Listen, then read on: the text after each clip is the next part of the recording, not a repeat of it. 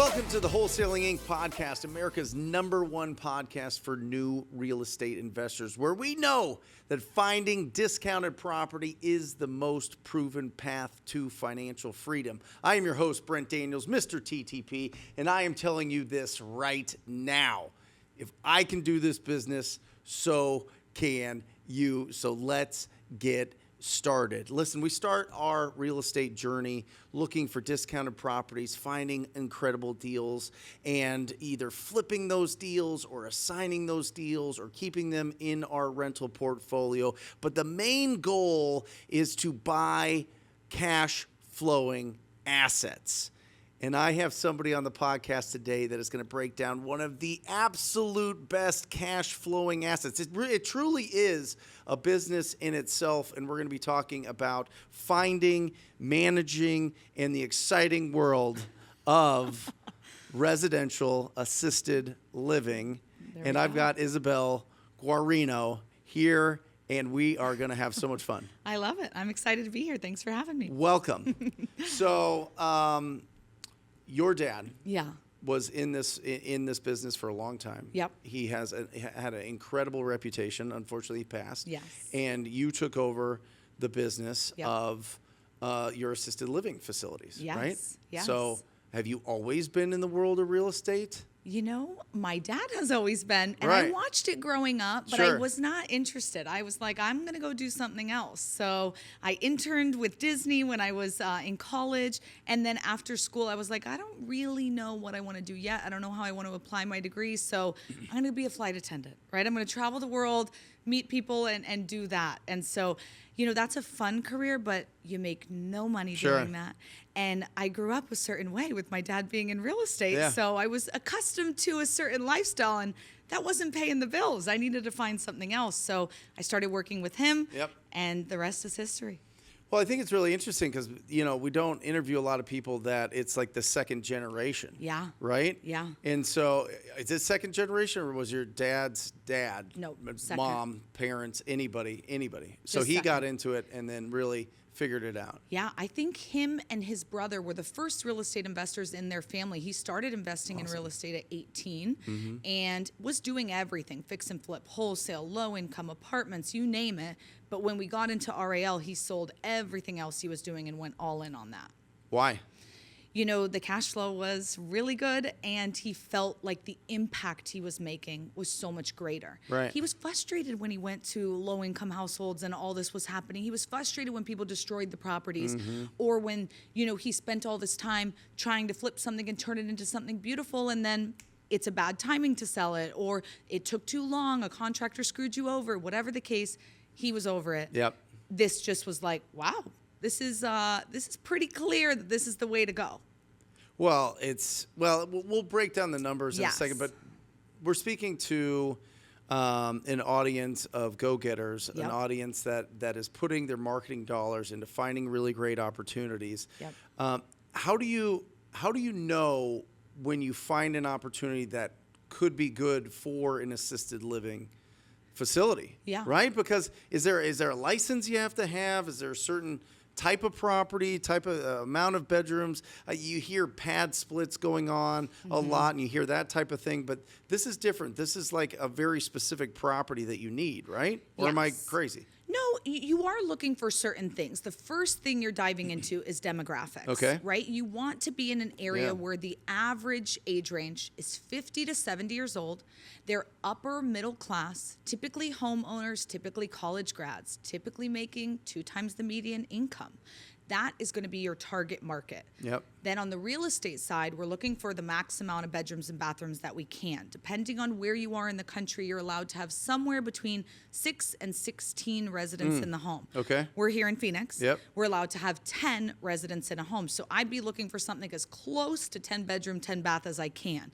Pretty much going to be impossible to find, but you can find maybe a 6.5 that has great square footage and chop it up differently to maximize the space and make it a 10 bed, 10 bath.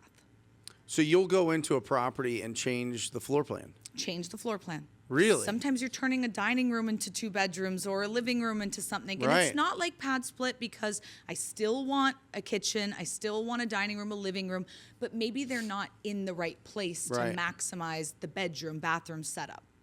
So how can we as wholesalers find these properties? Is there specific lists to look at? Is there specific size homes to look at so that we can target? Because I feel like, I feel like somebody that's going to do a residential assisted living can pay more for properties. Oh, yeah.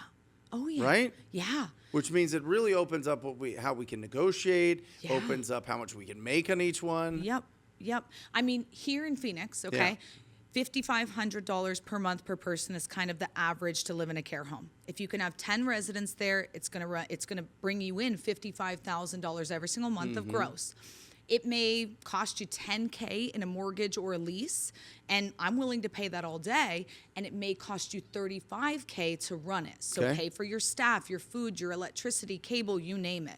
That one home cash flowing you $10,000 a month, that's what we're seeing pretty much on average all across the country. Yeah. Love it. Yeah.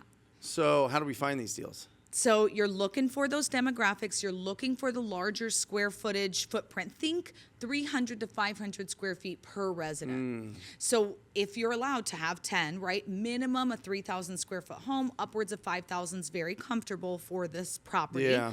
Max amount of bedrooms and bathrooms, and then you're getting that home and renovating it to be perfect for this. You're adding those different things, ramps, guardrails, handrails, things to keep the seniors safe. Yeah, because typically we avoid the bigger properties because the rehab budget for a lot of the buyers really pushes them out of those properties. You know, a lot more. The bread and butter for most wholesale deals is $2,000 and below. Yep. Because they're selling to the cash buyers that are going to flip them or they're going to keep them as rentals, but typically the rentals are just for one family. Yes. Right? So this is definitely something more high end. This Yeah. is a niche. This is when you find that larger property that you're like, maybe this doesn't work for my traditional strategy. What else can I do with it? This could be something that you consider. So are there only certain properties? Because I've seen and this is crazy because literally you own the home next door to me. Yes. That my grandma lives in. Yes. That is an assisted living, but it's a huge house. I mean, it's a 5,000 square foot house. Yeah. It's this huge house. Yeah.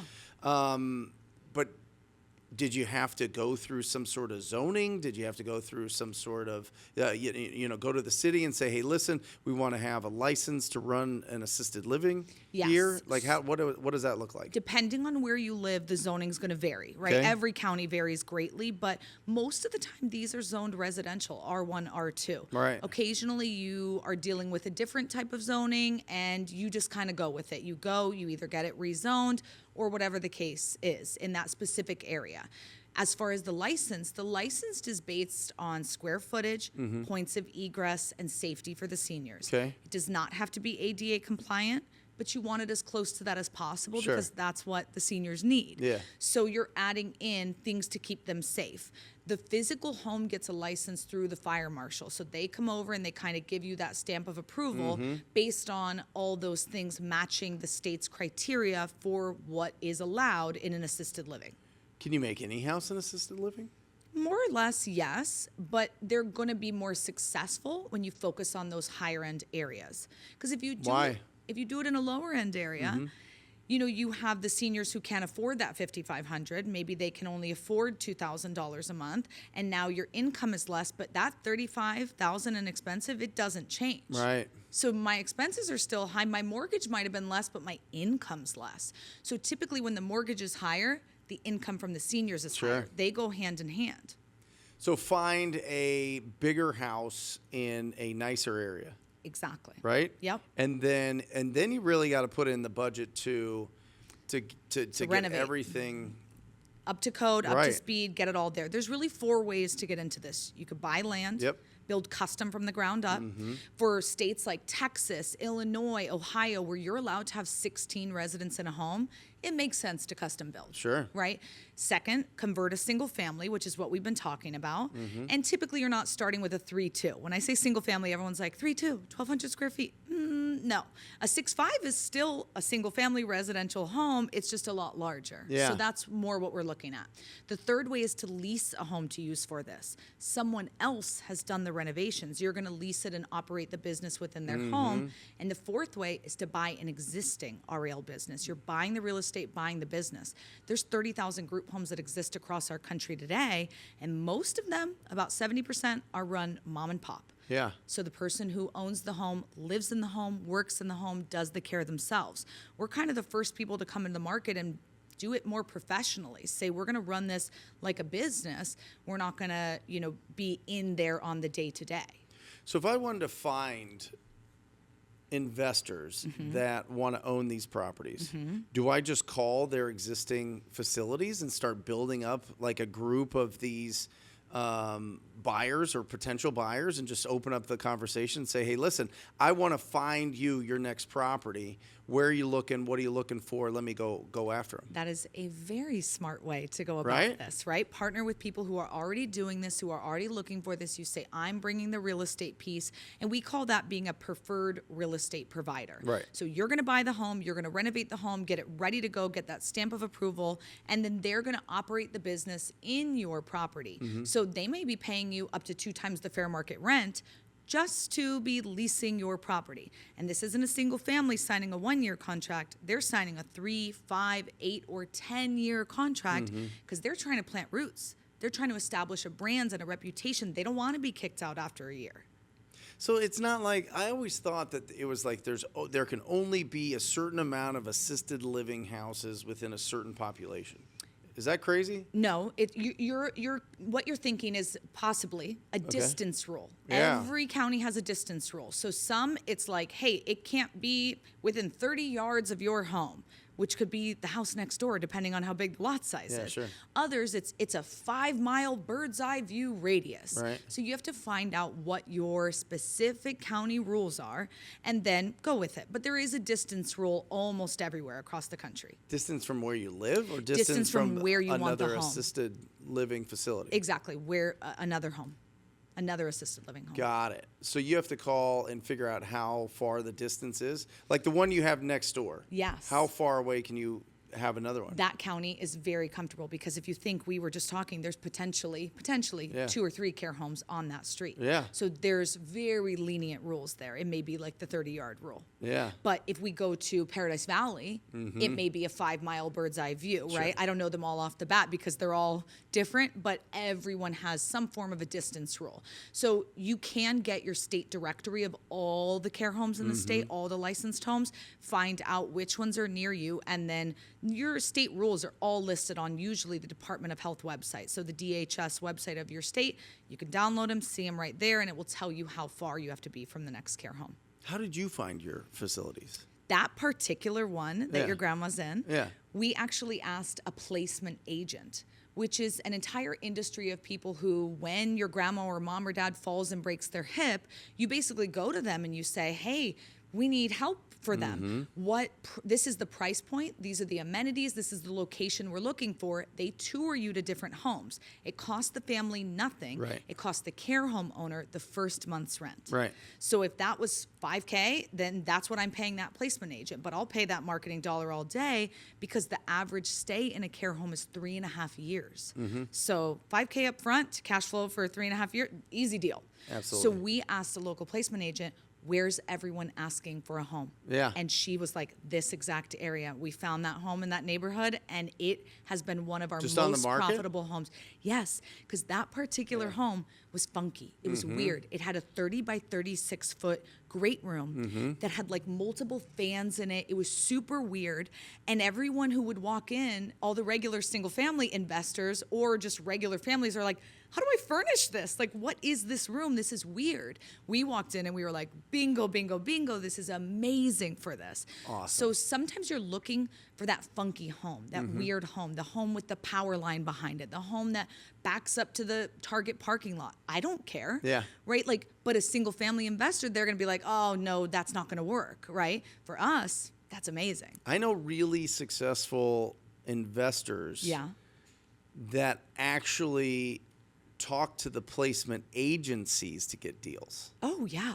Because the people that they're placing into these assisted living they need to sell their property. Home. Yes. Do you know Philip Vincent? Yes. Yeah, Mom's House. That's it. We're great partners with him. Right. So that's an amazing resource for care homeowners because they can help you place your loved one in the home and you can make profit on selling their home, and maybe their home's a good fit for assisted living too, and you could use it for that, Airbnb, wholesale, whatever you want to do. Yeah. Awesome. So let's go now to actually owning these. Yes. And the benefits of owning these. 10,000. Yeah. That's when you own and operate the real estate and the business. And the business, right? Yep. How do you run the business? Because that seems like it's its own thing, it's right? Its own beast, yes. Do you have to get licensing and get some sort of training on it? Like, how does that work? Yeah, so you're going to hire a licensed administrator. In Okay. the real estate world, basically a property manager, Yep. right? They're going to do the hiring, the firing, the onboarding of your caregivers. They're going to do the marketing. They're going to tour with the families. They're going to do the intake with the families and the senior and all that stuff. They pretty much run all the day-to-day within the home. So the licensed administrator is your first key hire on the business side. Okay. Then the caregivers and any other independent contractors that you're hiring from there. I've got it down to about 5 hours a week. All I do is have a phone call with my manager. She kind of gives me a rundown of who's moving out, who's moving in, what's going on, did any caregivers, shift, what's happening, and we have like a format of a meeting, and she gives me the rundown, and I'm like, great, have a great week. Awesome. Call me if you need me. Yeah. And it's pretty seamless. It was not like that in the beginning because we had to set up all these systems. How are we going to communicate? What do I need to know? What information do I need to know within this home? Because I don't need to know every single little thing, but I need to know some stuff. Yeah, but how do you know the menus and and have people qualified to give prescriptions and what the liability is if you take somebody out in a wheelchair and wheel them around the neighborhood? You know what I mean? Yes. Like, there's a lot involved here. There is a lot involved. So your caregivers, depending on your state, they may be legally allowed to pass medication, pass pills, as we call it. Yep. So here in Arizona, they are. Some states may require that you have a nurse come in, count the pills, pass the pills, and they literally are by for 15 minutes and they swing by to the next care home. Sure. It's not like you're paying a full-blown nurse's salary to sit in the home all day to pass pills. They come for 15 minutes a day. Yep. In our state, we're allowed to have caregivers do it. So it really is dependent on where you live. When it comes to the operations within the home, in the beginning, things like that, menu, scheduling, all this, that's why it's that work up front. Because you've got to lay the groundwork. What are we going to do? What systems are we going to use? But technology is amazing and incredible and getting better and better every day. Yeah. There's amazing programs like Grove Menus where you can literally go there, say, I've got 10 residents. One of them loves lobster. The other one loves steak and one loves mac and cheese. It will curate a menu for you. You can upload it into Instacart. It will tell you how much of each ingredient you need for 10 people. Boom, groceries are delivered, menus on the wall, licensed and approved through the state. Yep. Everything's good. So systemizing is key in every business. Yeah. But especially assisted living. I love it. And 3 years is the average people stay in them? 3.5 years. Wow. Yeah. How long has your grandma been in? Oh, at least 3 years. Yeah. Yeah. Because I moved into my house in 2020 and she moved in 2021. Yeah. Yeah. It's So she's well, I mean, she's 92. It's amazing. And she loves it. You guys Yeah. feed her too much is her only complaint. You know what I mean? Hey, we're Italian, okay? That's We it. got to keep feeding Yeah, them. We that's want it. them happy and healthy. And it's wild because, and we were mentioning this before the podcast, every 90 days or so, maybe it was every month, but there would be tour buses coming by in front of guilty as charged in front of the facility, because you coach people around the country. Yes. Right? And you guys have been doing this a long time. Yeah, we host trainings here in Phoenix where we really are showing everybody A to Z how to do this, how to find the homes, fund the homes, fill the homes, how to hire the staff, systemize it, and really make this work in any market. And so we've been doing that for about 10 years now, and we were doing live bus tours, so we'd drive by our homes, point them out. Back before COVID, we'd go into the homes and point everything out inside, but since COVID, we decided not to do that anymore, and now we do live virtual tours of our students' homes across the country, so you're getting to experience it from all over. How do people find you about this? How do they find information about this? Oh, they can go to ral101.com. It's a great place that has a bunch of free resources, webinars, books. You can schedule a call with me or the team. And, of course, we're on social at RAL Academy. Awesome. Yeah, it is a no-brainer. If you're looking to get into the residential assisted living, you guys, I think you've coached more people than anybody. On this topic, for sure. I mean, you guys are the masters of this. Yes. There's like a few other people who popped up over the years, but usually they're very market centric, which is always great to have somebody who's particularly in your market who's had some success there. But we literally have thousands of students all across the country. We have care homes in all 50 states represented by our students, which is incredible. Yeah, and you guys you don't have a tremendous portfolio with these. You've got some really great high-end facilities. Yes. But we were talking about this before, and I want to kind of just touch on this because I think it's important for people to really realize. Yes. Be in the bank. Yeah. What do you invest in? Yeah. And why not just buy 100 of these facilities as opposed to just the few that you have and not lend money? Yes. People love to ask me this question because they're like, why do you only own 3? What's wrong with you? Own 100. Each one is a business. So they take time. Even if I'm making it sound easy, it takes a lot of time to get it set up and run. And that administrator who's running it, typically they're overseeing 2 to 4 homes. So that 3-pack, I've got one manager who oversees all of them. If I was to do it again, I'd want another 3-pack. I wouldn't just want 1 more or 2 more. It really helps to think of it that way. 3-packs are kind of the easiest way to go. At some point, how much cash flow do you need to be happy and live your life and buy yourself that time freedom? You know, one of our homes is about $10K a month, the other one's about $18 a month, and the other one's about $15 a month. So we're doing pretty good. Yeah. And I'm living pretty happy. That's net. That's net. Right. That's our take home, right? And what's even cooler is those passed from my dad to me and my siblings. So it was a transition of one generation to the next, cash flowing businesses, which is why I love sharing with others how to do this. But now we're into the phase where I'm like, I don't want to own the real estate. I don't want to own the business. I want to invest in people who do this. Love it. So being the bank in that sense, being able to have incredible students who come up with these amazing deals, and who are they going to go to? Their mentor, their coach, to say, hey, do you want to invest in this? And if it looks good, heck yes, I do. Well, listen, the bank is the top of the pyramid. There you go. I'm just telling you, when it comes to real estate investment, it took me a long time to understand that. Yes. Because I always wanted 1,000 doors and flip 1,000 properties and all this and that. And I see the lifestyle of the people that have done that versus the lifestyle of the people that are lending the money. Yep. The people lending the money win. Oh, yeah. Every time. Oh, yeah. Every time. That's why we're so passionate about coaching wholesaling and finding great opportunities and selling those great opportunities, because it is your ATM machine. It allows you to do a lot of these amazing things, which I think you start finding some great deals. Then you start building your portfolio because you find discounted properties. And then you build that up. You let the appreciation do what it does, right? And then you either sell that whole portfolio for a big exit and start lending and create yourself as the bank. And then you're out. Now you've got all the time. You don't have anything to fix up. I know. And you've got constant opportunities because there's always going to be people that need some funding. Everybody needs money, and that's what the industry revolves around. And I want to be at the top. Absolutely. Yeah. We always say there's kind of 3 ways you could own the real estate, You could own the real estate and operate the business, Yep. or you could lend on this. And that's really what we say. We're like, hey, we teach all three. You can do all three. If you don't have the money to lend, maybe you start with one of the first two options to get the money so that you can now become a lender. Love it. And that's really a lot of people's goals with this, Sure. is saying like, let me get my cash flow up enough that I become financially free so now I can start lending with other people. And private money is great in this because they don't want to see it back for 3 to 5 years. Great, I need some time to get the business up and running, get it cash flowing, get my feet under me. So private lending is really a key to success. Awesome. How can people follow you? They can follow us. How can they find Sarah's great work? Sarah, yes, at Residential Assisted Living on all social media platforms. Awesome. Yeah. Awesome. Isabelle.